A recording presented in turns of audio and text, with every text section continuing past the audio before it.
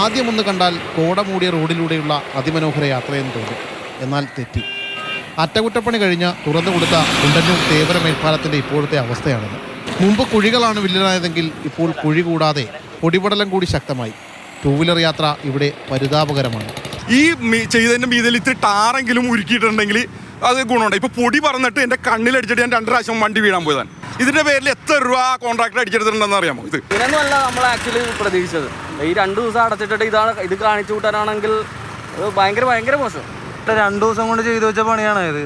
ഒരുമാതിരി പശു ചാണാനായിട്ട് ഒരാഴ്ചയല്ലേ ഉള്ളൂ. ഇപ്പൊ തന്നെ പുട്ടുപൊടി പോലെയാണ് ഇരിക്കുന്നത്. മഴ മാറി നിൽക്കുന്നതിനാൽ മെറ്റൽ കൂടുതൽ ഉണങ്ങുമ്പോൾ പൊടിയുടെ തോത് ക്രമാതീതമായി ഉയരും. ഈ ചെറിയ മെറ്റലുകളെല്ലാം ഈ തെറുത്ത് റോട്ടിൽ കിടക്കുന്നത്, ഇത് വൈകുന്നേരം ആകുമ്പോൾ ഇതെല്ലാം റോട്ടിൽ വന്ന സ്കൂട്ടറുകാർ സ്കിഡ് ചെയ്ത് വലിയ വാഹനം, വലിയ കണ്ടെയ്നർ പോകുന്ന വഴിയാണ്. ഇത് വളരെ മോശമാണ്. കാരണം ഇത് ഇവിടുത്തെ സമൂഹത്തിനും ജനത്തിനും സംവിധാനത്തിനും വെല്ലുവിളിച്ചുകൊണ്ടാണ് ഇത് ചെയ്തിട്ടുള്ളത്. 2 ദിവസം മുഴുവൻ പാലം അടച്ചിട്ട് പണി നടത്തിയപ്പോൾ കാര്യമായ പുരോഗതി ഉണ്ടാകുമെന്നാണ് കരുതിയത്. വാൾപുട്ടിട്ടാ മതി അതിനകത്ത്, ഇതിനെക്കാട്ടി ബലം ഉണ്ടായിരുന്നു. ഇതാണ് അവസ്ഥ.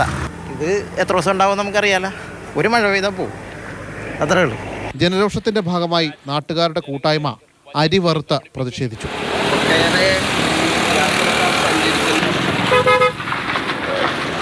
വെറും മണ്ണും ചെളിയും കൊണ്ട് ഓട്ടയടക്കുകയാണ് ഇവർ ചെയ്തത്. അതിനെതിരെ ഒരു പ്രതിഷേധമാണ്. ജനങ്ങളെ കഷ്ടപ്പെടുത്തിയതിന് അധികാരികൾക്കെതിരെ കേസെടുക്കണമെന്നാണ് ഞങ്ങളുടെ ആവശ്യം. 2 ദിവസത്തെ അറ്റകുറ്റപ്പണിക്കായാണ് പാലം അടച്ചിട്ടത്. അറ്റകുറ്റപ്പണി പൂർത്തിയാക്കി പാലം തുറന്നപ്പോൾ പേരിന് പോലും എങ്ങും ടാറ് കാണാനില്ല. അത്രയുണ്ട് ഇവരുടെ അറ്റകുറ്റപ്പണി. വിജേഷ് പുതുവാശ്ശേരിക്കൊപ്പം ശ്യാമപ്രസാദ് ഉത്തമൻ, മാതൃഭൂമി ന്യൂസ്, കൊച്ചി.